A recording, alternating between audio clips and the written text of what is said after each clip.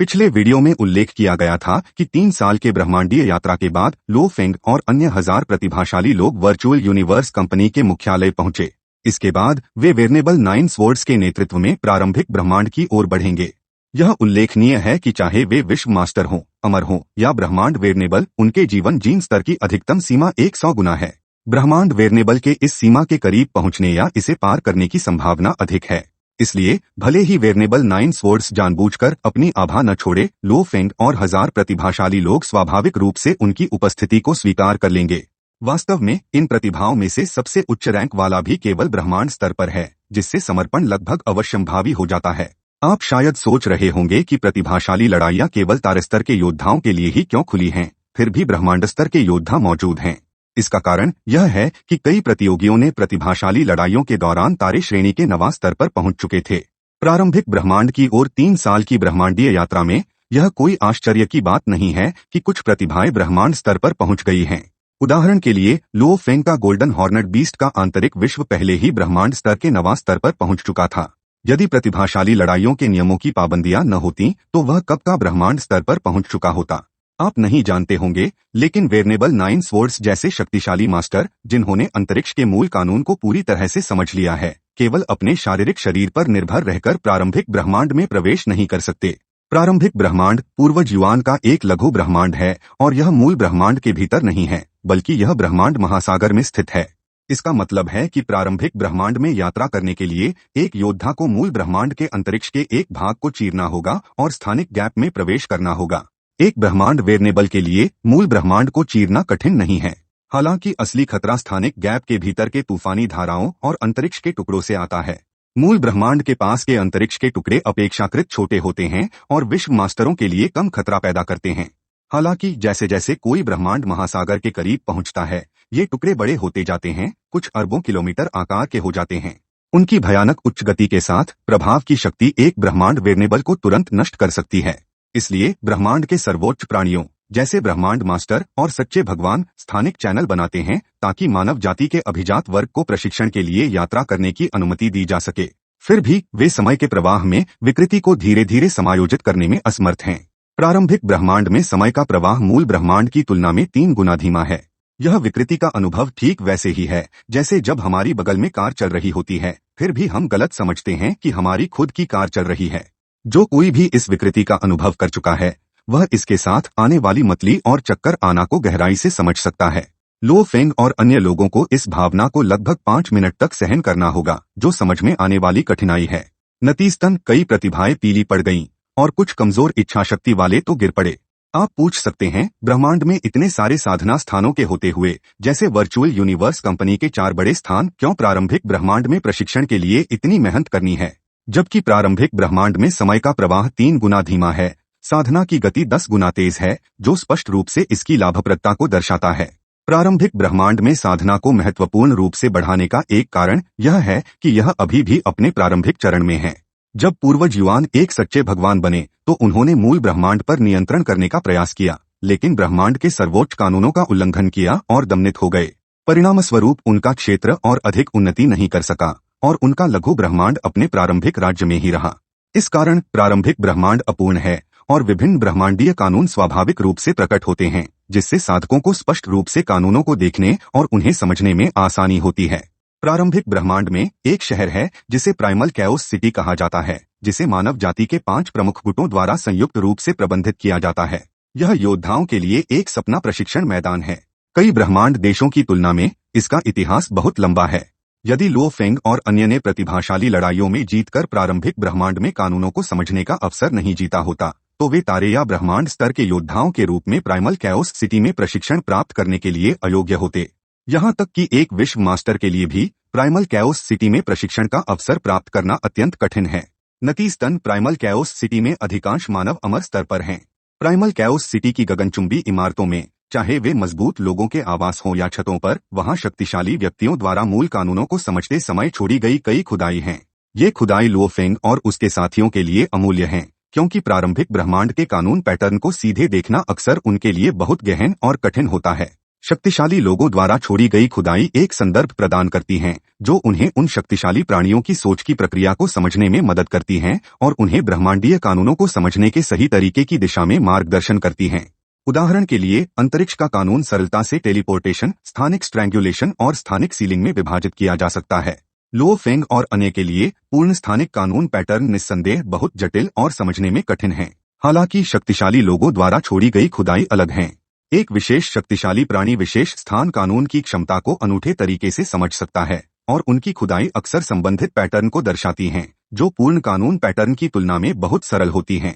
इसका मतलब यह है कि जब लो फेंग और अन्य प्रारंभिक ब्रह्मांड के स्थान कानून पैटर्न का अवलोकन करते हैं, तो वे हमेशा मजबूत लोगों की खुदाई का संदर्भ ले सकते हैं, जो एक मार्गदर्शक के रूप में काम करती है और उन्हें ब्रह्मांडीय कानूनों को समझने की प्रक्रिया में मदद कर सकती है। प्रारंभिक ब्रह्मांड में साधना के लिए स्वाभाविक रूप से लाभदायक वातावरण के अलावा 52 कैओस स्टेल्स साधना की प्रगति को तेजी से बढ़ाने में महत्वपूर्ण भूमिका निभाते हैं।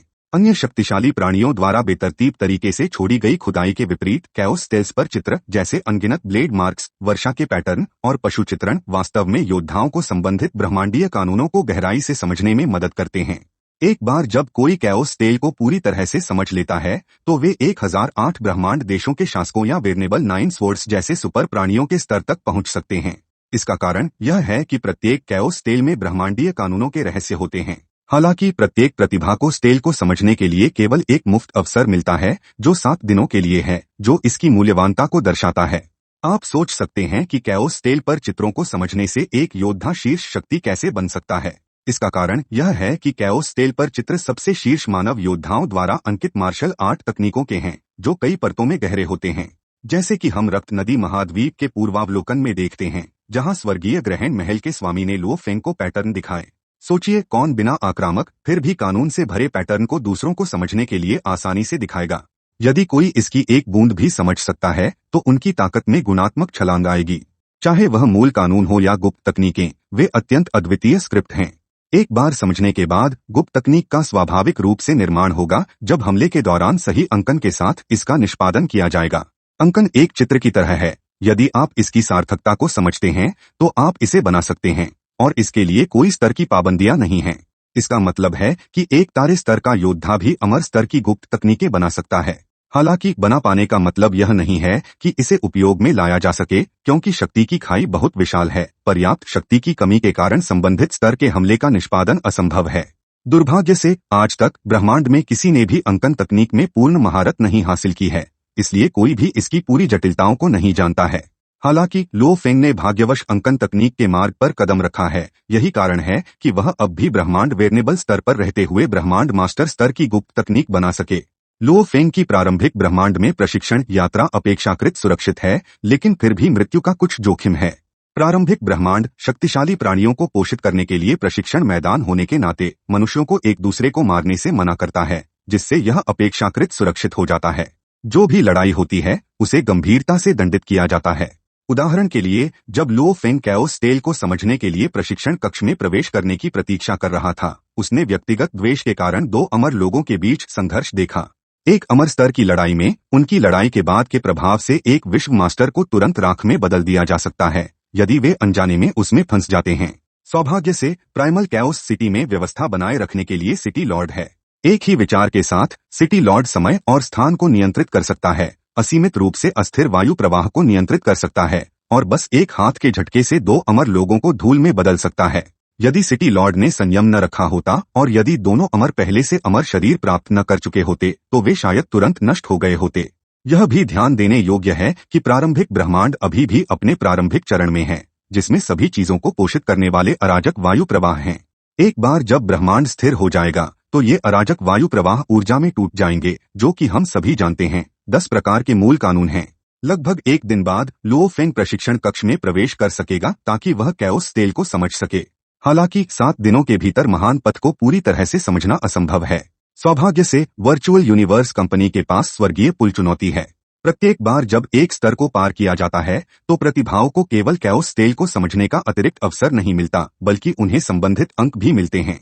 दुर्भाग्य से बोलान और रोम जुन के अलावा सभी अन्य प्रतिभाएं, जिसमें लो फेंग भी शामिल है, अपने पहले प्रयास में असफल हो गए, जो यह दर्शाता है कि स्वर्गीय पुल कितना कठिन है। हालांकि रोंग जुन ने चुनौती को सफलतापूर्वक पार कर लिया। वह केवल पहले स्तर को ही पार कर सका, जबकि बोलान ने पहले प्रयास में 2 स्तरों को पार किया, जिससे अन्य लोग बहुत पीछे रह गए। इससे बोलान और अन्य प्रतिभाओं के बीच महत्वपूर्ण शक्ति का अंतर उजागर होता है, और इसी कारण से बोलान को पहले से ही इस संस्करण की प्रतिभा लड़ाइयों के विजेता के रूप में देखा गया था।